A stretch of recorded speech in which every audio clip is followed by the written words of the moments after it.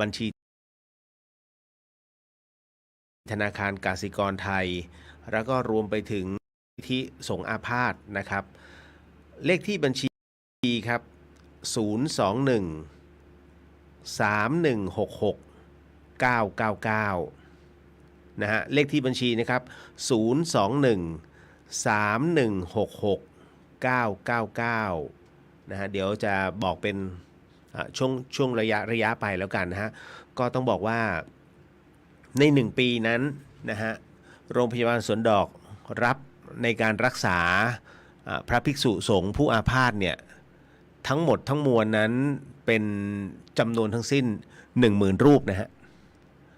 อันนี้ดูน่าตกใจแต่จริงๆแล้วพระภิกษุสงฆ์เนี่ยฮะก็สลับท่านก็เรียกว่าโรงพยาบาลสวนดอกนั้นถือว่าเป็นโรงพยาบาลที่ลำดับต้นๆนะของภาคเหนือที่รองรับนะฮะในส่วนของพระภิกษุทั้งหมดทั้งมวลไม่ว่าจะเป็นลำปางลำพูนนะครับแม่ฮ่องสอนก็จะมาตรงนี้ทั้งหมดนะฮะถ้าไปทางอีกโซนหนึ่งเนี่ยโซนแพร่อุตรดิตถ์นั้นก็จะไปที่พิษณุโลกนะฮะก็ไปที่เป็นโรงพยาบาลมหาราชนะครับที่นู่นเหมือนกันนะฮะโรงพยาบาลพระพุทธชินราชนะครับก็ใช้งบประมาณทั้งสิ้นต่อปีนะฮะเขาทั้งหมด30 ล้านแต่เนื่องจากว่าอัตราค่ารักษาหรือว่าเวชภัณฑ์ทั้งหมดทั้งมวลเนี่ยมันเพิ่ม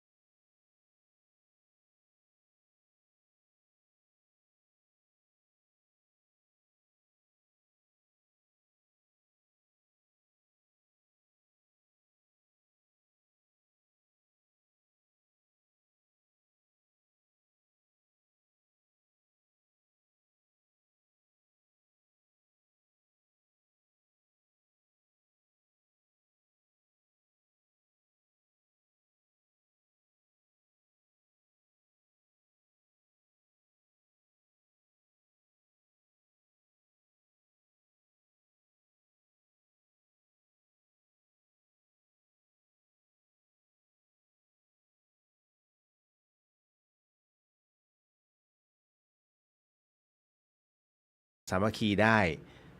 ครับกับโรงพยาบาลมหาราชนครเชียงใหม่หรือว่าโรงพยาบาลสวนดอกนั่นเอง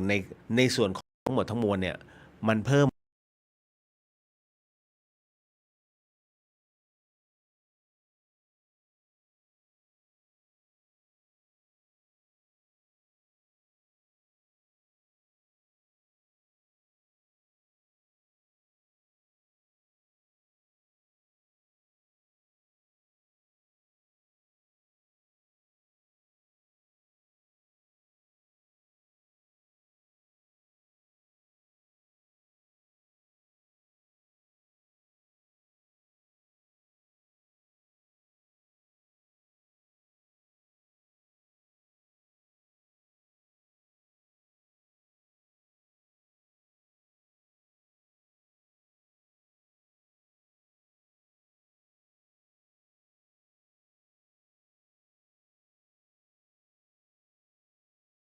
กันก็ก็จะไม่ซ้ำพอมันไม่ซ้ำเสร็จปุ๊บเนี่ยเราจะไม่มีแพทย์เป็นเรียกว่าเป็นแพทย์ประจำนะฮะเวลาเราไปตรวจแต่ละที ผมต้องเล่าทั้งหมดทั้งมวลเนี่ยสเตนอีก1 เส้นเชื่อไหมตั้งแต่ผมพูดถึงอาการของตัวเองเนี่ยคุณหมอจะไม่พยายามให้มาพูดถึงครั้งที่2จะคุยไอ้ตอนแรกอะที่ไปเจออะไรบ้าง แล้วผมต้องเล่าเรื่องราวตรงนี้ตลอดแล้วแล้วพอดีว่ามันมีน้องพยาบาลที่เขาเคยฟังมาแล้วเนี่ยพอเสร็จปุ๊บเนี่ยน้องเขาก็มาเหมือนมาแซวอ่ะโหพี่เล่าอีกแล้วเหรอเหมือนเดิมเลย นะคือมันไม่มีอะไรเปลี่ยนแปลงไงก็แต่คุณหมอที่เป็นหมอฝึกหัดน่ะท่านอาจจะไม่เคยพบเรื่องราวแบบนี้ท่านก็ตั้งใจฟังนะฮะอันนั้นน่ะพอในช่วงที่รอเนี่ยคือต้องบอกว่ามันจะมียาในบัญชีกับยานอกบัญชี อันนี้ต้องเข้าใจกันนะฮะยาในบัญชีเนี่ยใครที่ป่วยไปเนี่ยประกันสังคมเขาจ่ายหมด แต่พอยานอกบัญชีคือยาที่มันพิเศษ แล้วก็แรงไปกว่านั้น ซึ่งมันไม่มีในสารระบบอะที่เนี่ยเขาต้องให้ผู้อำนวยการโรงพยาบาลนั่นแหละคือผมจะเป็นอย่างเงี้ย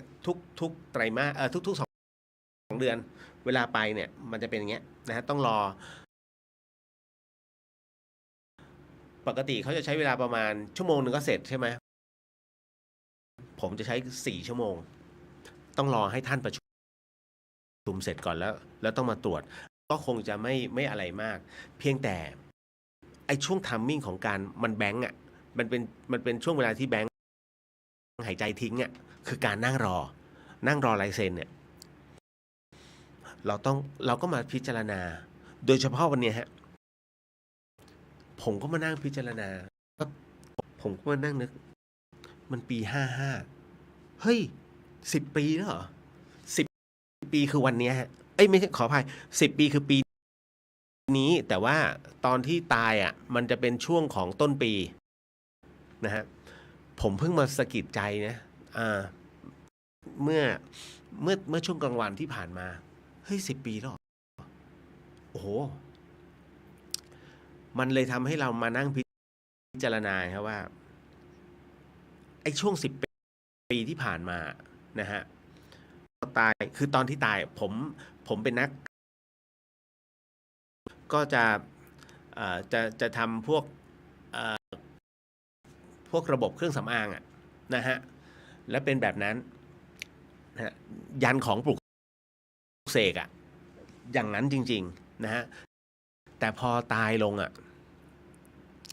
ล้วมันมีช่วงเวลาหนึ่งที่ต้องกลับมาที่เขาให้กลับมาได้เนี่ยตั้งแต่วันนั้นจนถึงวันนี้มัน10 ปีพอดีมันใจหายคุณผู้ฟังครับการที่มันจะคนที่มาทักทายหรือผมไปหาผมไปเยี่ยมนะฮะบางคนท่านก็ไปแล้วโดยเฉพาะอย่างยิ่งที่ผมเสียใจมากที่สุดก็คือพระอาจารย์ภาสกรภูริวัฒโนนะฮะผมต้องบอกว่าหลวงพี่ท่านเนี่ยเป็นอีกส่วนหนึ่งเลยฮะหรือว่าเป็นส่วนสำคัญมากๆที่ดึงผมให้ฟื้นขึ้นมาฟังตรงนั้นก็คงจะใช้เวลาไม่นานแต่ทั้งหมดทั้งมวลก็จะให้รับฟังเป็นวิทยาทานนะครับในส่วนของ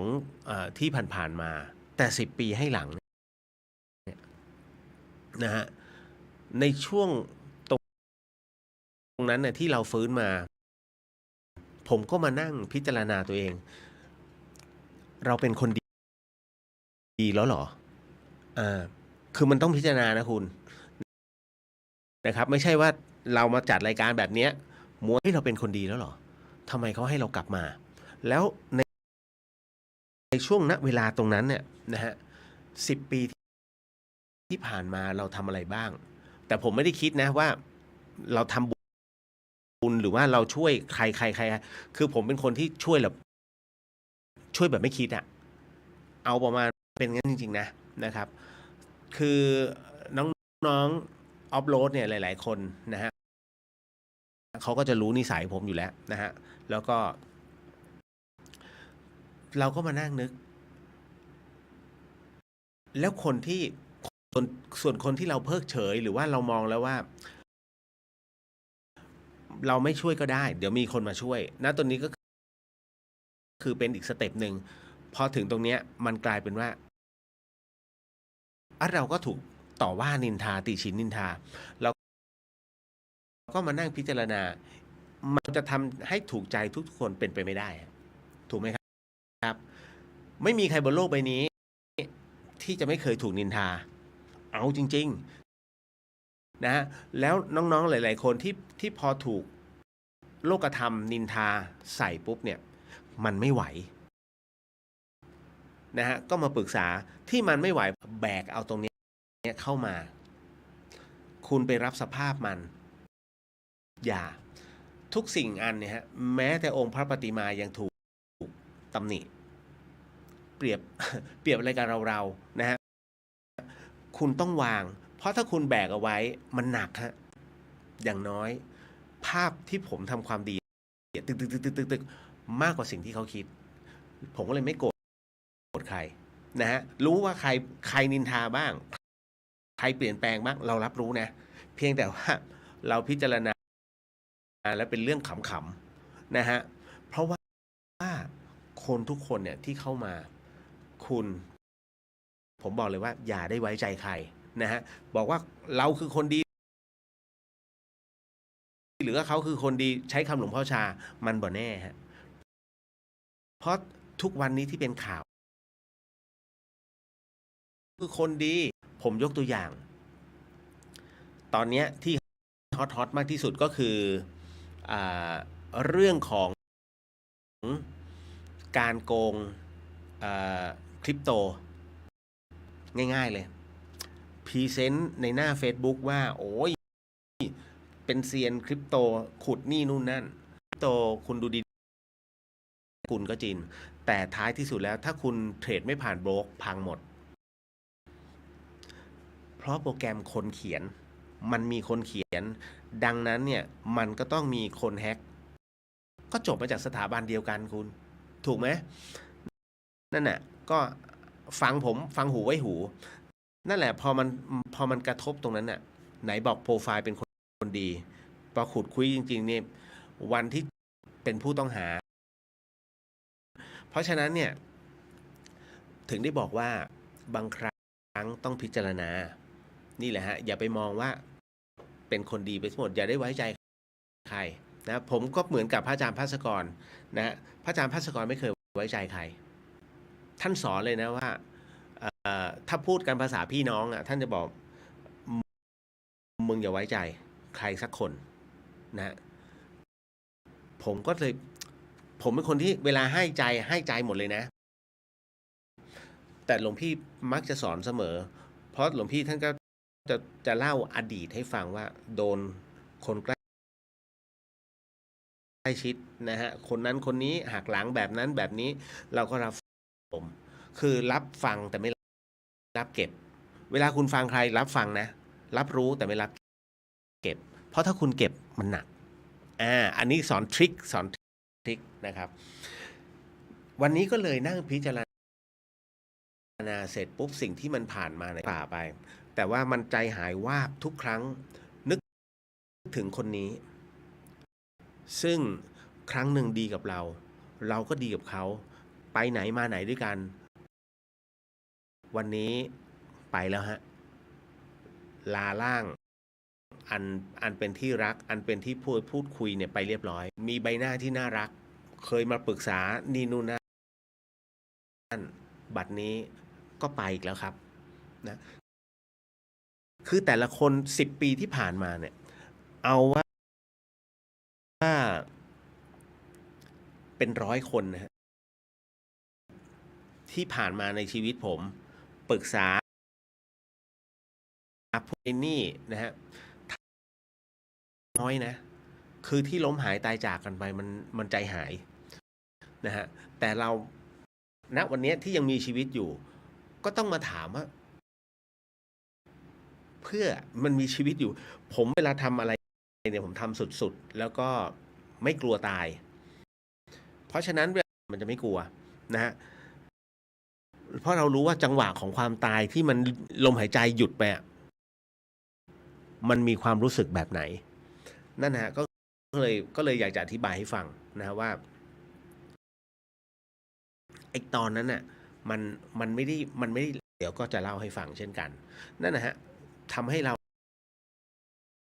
นั่งพิจารณา แล้วจึงทำให้รับรู้ว่าวันเนี้ยทำไมเรายังรอด ทั้งที่มันมีเหตุการณ์นะฮะตัวไปอัดตรงน้ำคือมันมีหมดตกท่อยังมีเลยนะฮะแต่ทำไมมันรอดมาคือมันรอดแบบสาหัสนะ แต่ว่ามันก็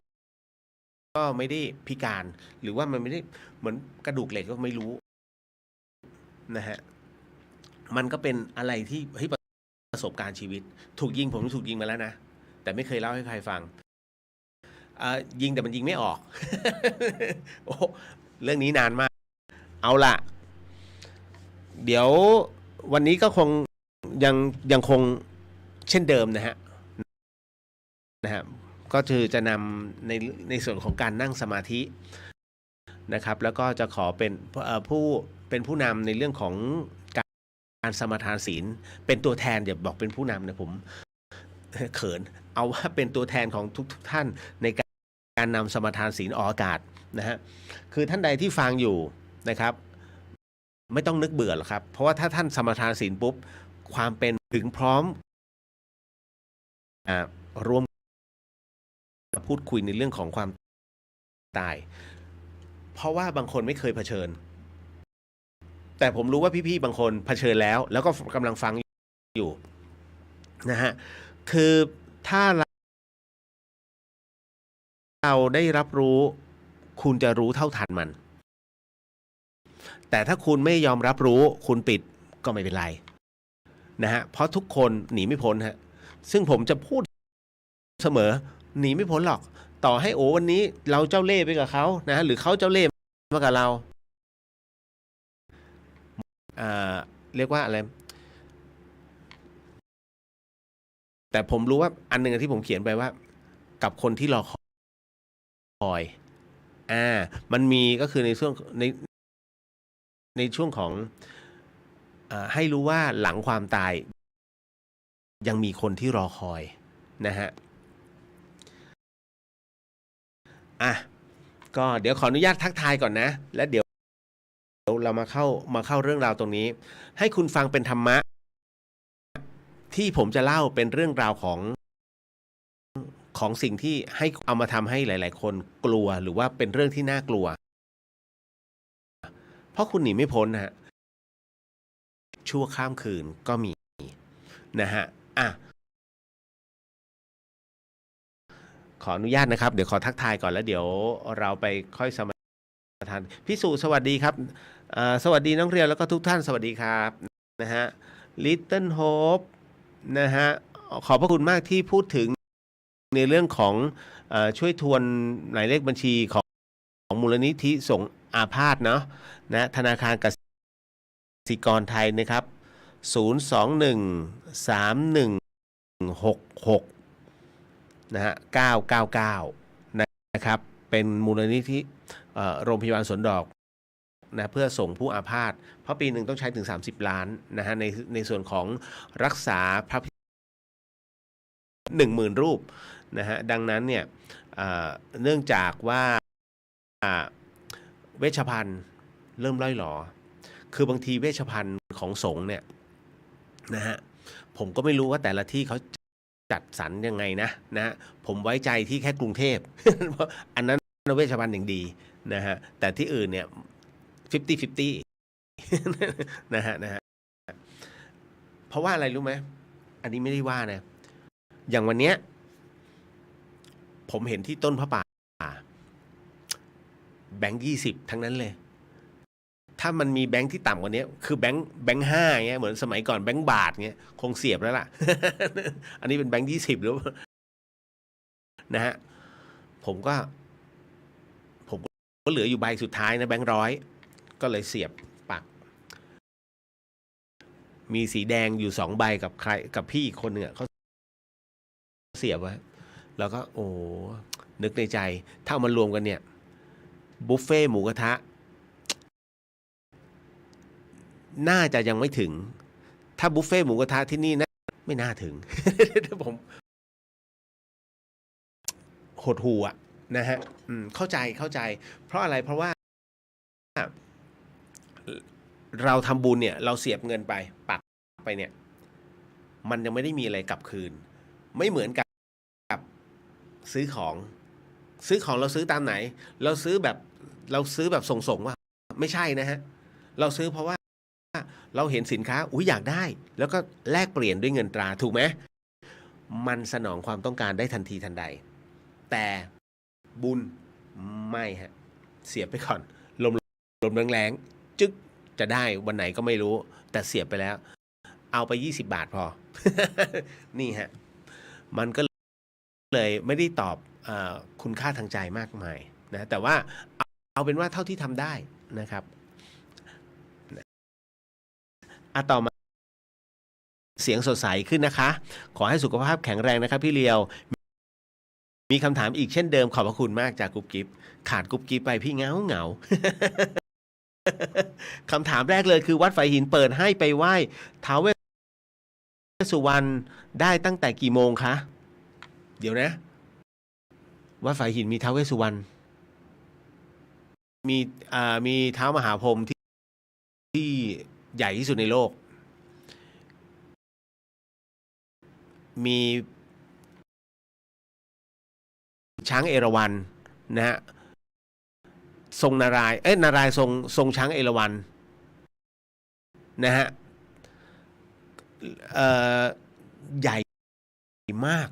ใช้คำว่าใหญ่พอๆกับ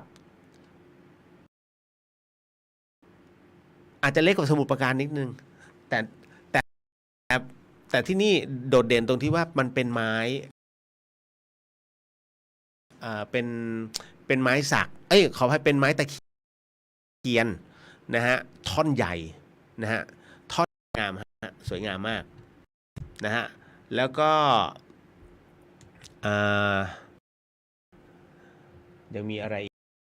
อีกเดี๋ยวขออันนี้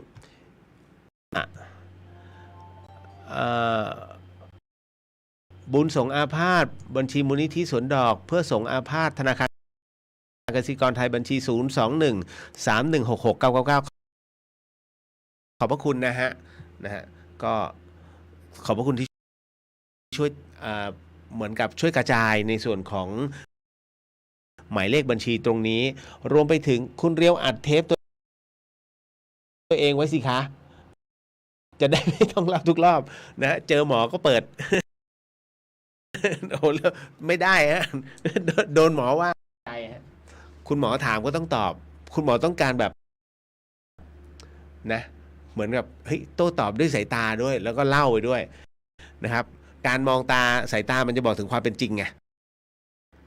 นะฮะคุณหมอก็ลุ้นไปประมาณจริงเหรอคะ กลายเป็นไม่ได้คุยเรื่องอาการแล้วจริงนะก็เข้าใจนะฮะผมเป็นคนที่รู้ว่าหมอกำลังตื่นเต้นแล้วก็จะค่อยๆเล่าให้ฟังนะคุณปริญญาสวัสดีครับพี่เลียวสวัสดีครับนะฮะคุณจัญญาสวัสดีครับคุณเลียวสวัสดีครับผมนะพี่วรันทรสวัสดีครับ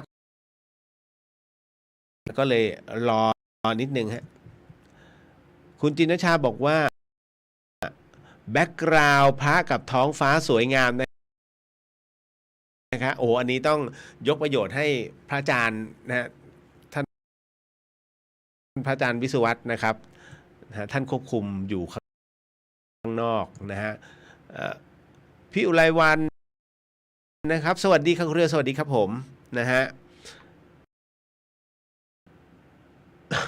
คุณจินชาบอกว่าพี่เลียวมันหนังเหนียวตกเขาก็ตกมาแล้วอีหมูป่าผมลื่นตกเขานั่นแหละไปช่วยเขาเกือบได้เรื่องอะนะฮะเอามันเป็นอย่างนั้นจริงๆนี่แหละฮะเดี๋ยวสักครู่นะครับตึ้งดึง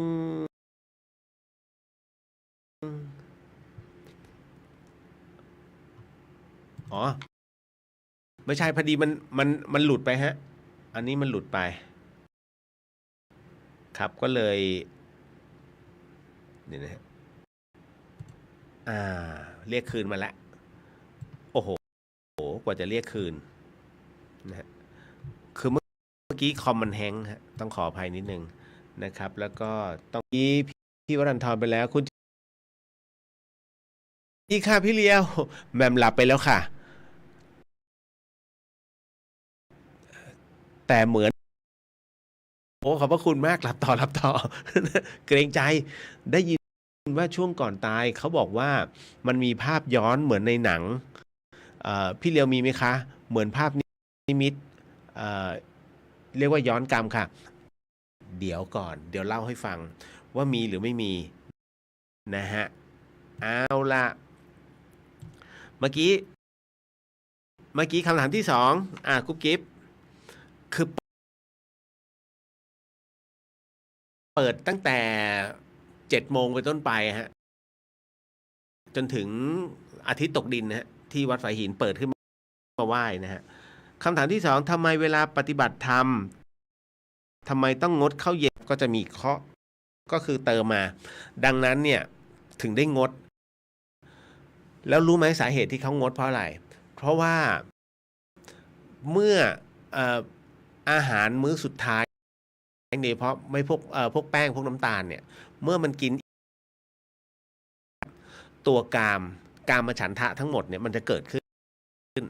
ความอยากนี่นู่นนั่นนะฮะทันทีแต่ถ้าท้องหิวมันจะไม่มีโอกาสได้ทำอะไรฮะนอกจากเราต้องข่มความหิวด้วยการนั่งสมาธิหรือว่าบริกรรมหรือว่าภาวนากันไปนะฮะอันนี้เอาต่อมาตึ๊ดลิตเติ้ลโฮปร่วมบุญแล้วนะคะ ขอโมทนาสาธุกับผู้ที่ร่วมบุญทุกท่านโอ้ยเนาะอันนี้น้องสาวินีสวัสดีคุณ คุณโนบอกสวัสดีครับคุณเดชสวัสดีครับผมนะคุณณัฐสิทธิ์ตอนพี่เลียวถูกยิงแขวน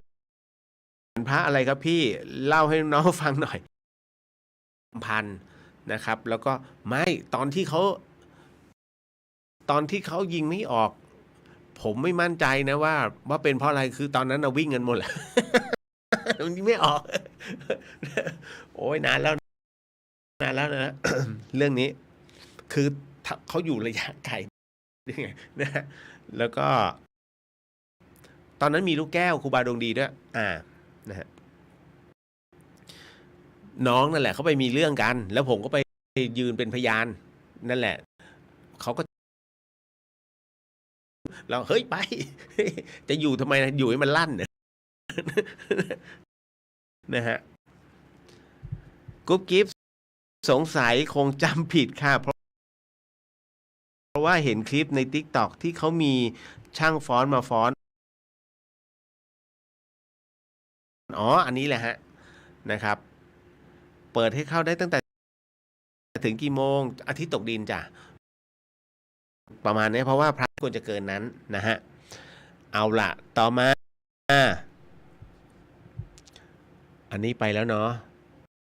ตึ๊ดต่อมาโอ้น้องเดี๋ยวตอบให้น้องแหม่มนะครับอันนี้คุณบูนนะฮะสวัสดีครับพี่เลียว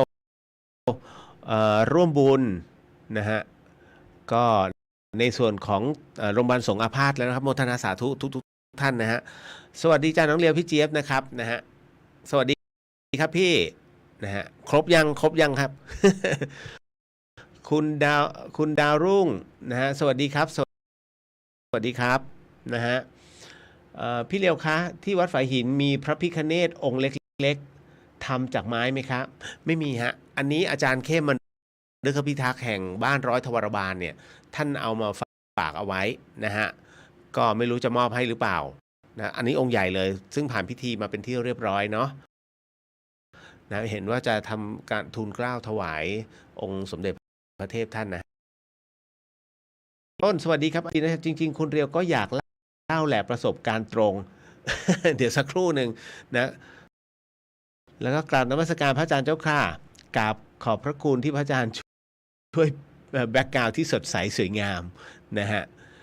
มิตรชัยสวัสดีครับพี่เลียวสวัสดีครับนะฮะเอาละมาก็ตอนนี้ท่านใดที่ฟัง FM 104.50 เมกะเฮิรตซ์เพื่อพระภิกษุสงฆ์อาพาธนะผ่านบัญชีกสิกรไทยนะครับนะฮะเลขบัญชี 021 3166 999นะฮะ021 3166 999กสิกรครับนะฮะก็ โมทนาสาธุกับทุกท่านนะครับเพราะปีหนึ่งใช้ทุนเยอะเหมือนกันเอาละตอนนี้ก็ขออนุญาตเป็นผู้ที่นำในส่วนของการสมทานศีลคือท่านใดที่ไม่สะดวกนะครับไม่เป็นไรเดี๋ยวผมทำก็พอนะฮะกับนะตรงนี้นะฮะเอาละขออนุญาตนะครับ ตั้งนะโม3 จบนะฮะ นะโมตัสสะภะคะวะโตอะระหะโตสัมมาสัมพุทธัสสะนะโมตัสสะภะคะวะโตอะระหะโตสัมมาสัมพุทธัสสะนะโมตัสสะภะคะวะสัมพุทธัสสะพุทโธธัมโมศีลข้อ2ไม่ลักทรัพย์ศีลข้อ3ไม่ประพฤติผิดในกามศีลข้อ4ไม่พูดเท็จศีลข้อ5ไม่ดื่มสุราและของมึนเมาบัดนี้ข้าพเจ้าตั้งใจรักษาศีลแล้วศีลข้าพเจ้าผู้มีศีลกลัวต่อผลของบาปกรรมข้าพเจ้าผู้มีศีลมีฮิริโอตปะมีกายเป็นมนุษย์มีใจเป็นเทวดาเข้าถึงความเป็นสหายกับเราเทวดาทั้งหลายณบัดนี้ข้าพเจ้าทั้งหลายขออดโทษลดกรรมที่ข้าพเจ้าประมาทพลาดพลั้งในช่วงวันนี้ลงในฉับพลันและขอให้กรรมดีที่ข้าพเจ้าหรือเหล่ากัลยาณมิตรได้ทำไว้นั้นขอจงมาแทรกส่งผลบุญนี้ให้ข้าพเจ้าได้มีความสุขและประสบผลสำเร็จตลอดไปเทินสาธุอนุโมทามิพี่เจี๊ยบบอกว่าไปสอบหาอาทิตย์ละ1 คนค่ะน้องเหลียว โมทนาสาธุครับอ้าวกิ๊ก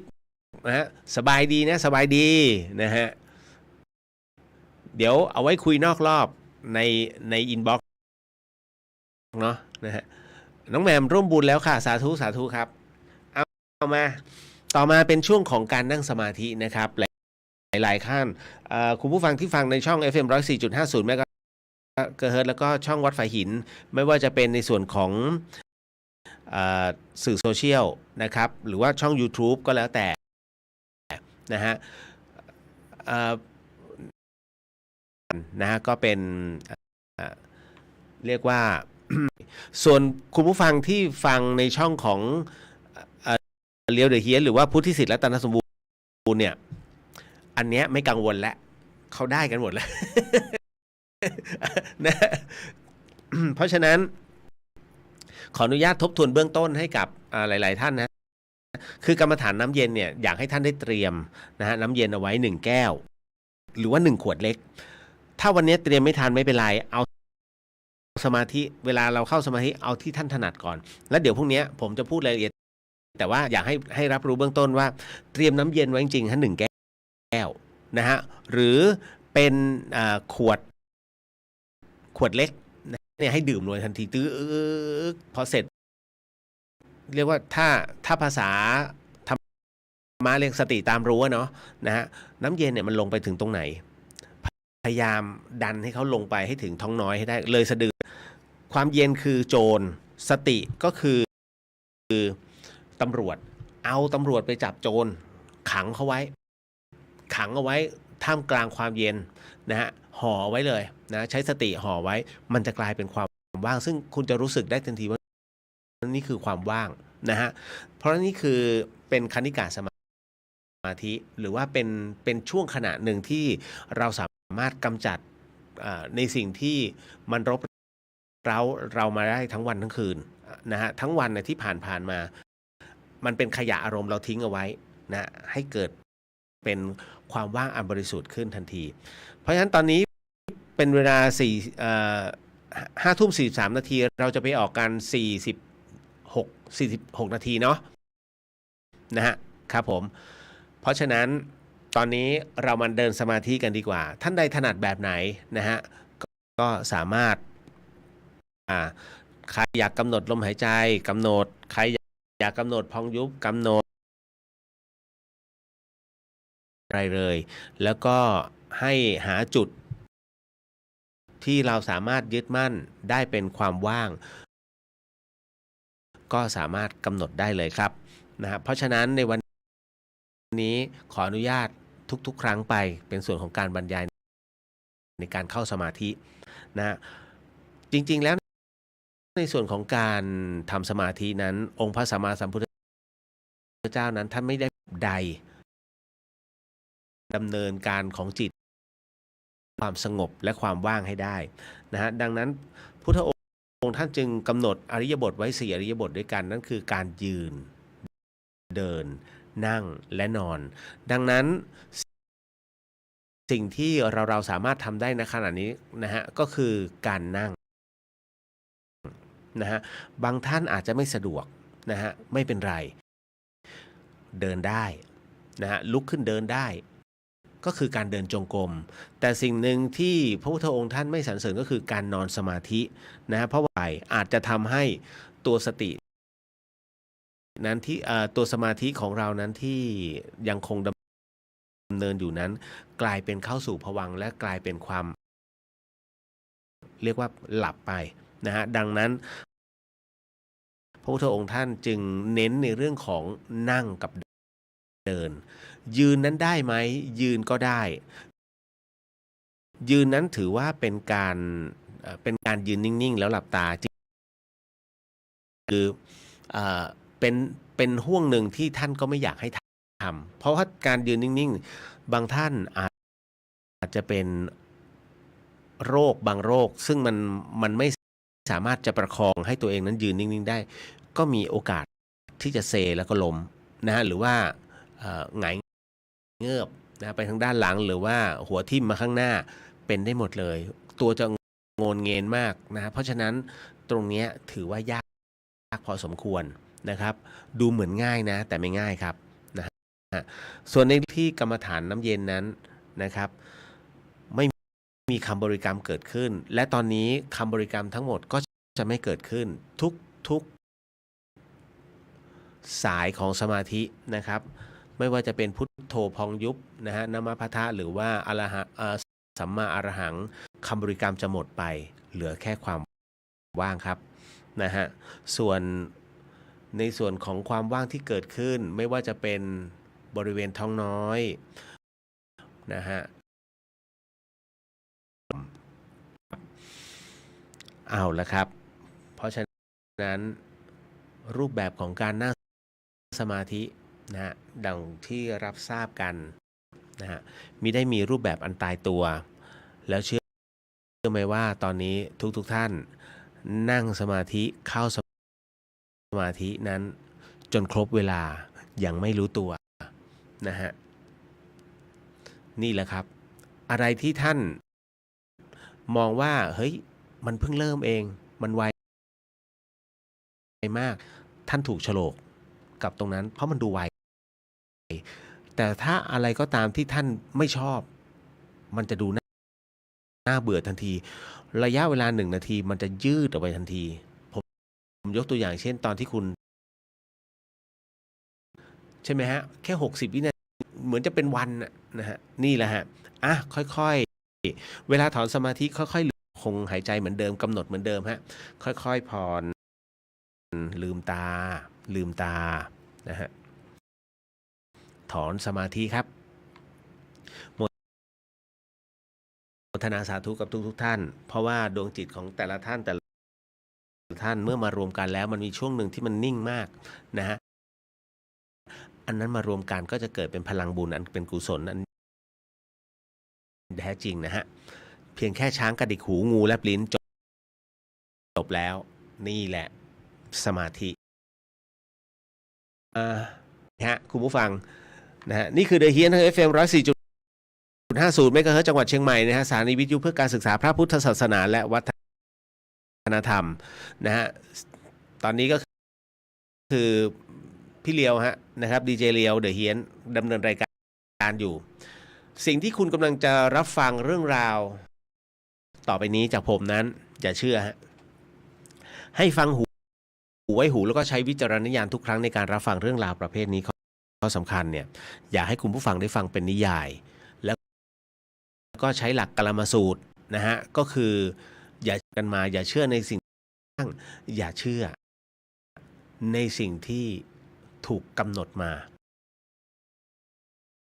นะฮะเพราะทั้งหมดทั้งมวลเนี้ยให้เชื่อในสิ่งที่เมื่อฟังแล้วปฏิบัติแล้วสิ่งนั้นเป็นกุศลพระพุทธองค์ให้เชื่อสิ่งนั้นนี่คือกลมสูตรครับนะฮะเพราะผมกำลังจะเล่าเรื่อง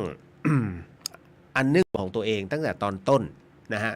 ที่ทำไมถึงไม่ได้บอลลูนหัวใจนะครับการทำบอลลูนหัวใจหลายๆคนอย่าคิดว่า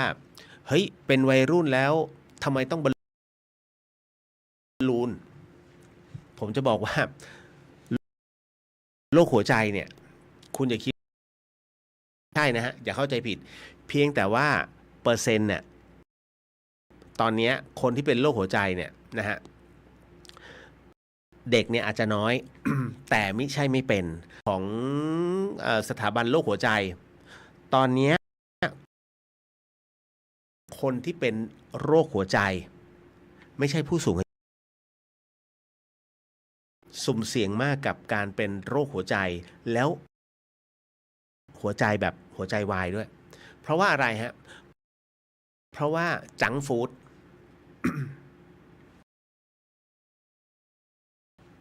เบคอนนะฮะมันหมูจากหมูกระทะนะฮะหมูปิ้งเนื้อย่างมันทั้งนั้นแคบหมูนะฮะมันสะสมไงนะฮะเพราะฉะนั้นเนี่ยฮะ เมื่อกินไปเยอะๆซอสมะเขือเทศพวกพวกมัสตาร์ดอะไรล่ะน้ำสลัดน้ำข้นไอ้ที่ไม่ใช่อ่ะคือสลัดน้ำสลัดญี่ปุ่นน้ำสลัดญี่ปุ่นอ่ะไอ้ใสๆอ่ะนะฮะแล้วก็ไอ้พวกเนี้ยมันจะมีพวกไขมันเพราะฉะนั้นน่ากลัวมากจริงๆนะครับคราวเนี้ย เราก็จะมาถึงในส่วนของที่ผมกำลังจะเล่าเพราะว่าวันนี้พอไปเช็คอัพเสร็จปุ๊บผมก็ต้องมานั่งเล่าว่าทำไมจะต้องหมอเขาสงสัยว่าทำไมผมถึงมาทำบอลลูนหัวใจหรือว่าครั้งแรกเนี่ยถึงคือถ้าย้อนกลับไปนะปี5อย่างที่น้องแหม่มถามฮะว่า ผมต้องบอกนิดนึงว่า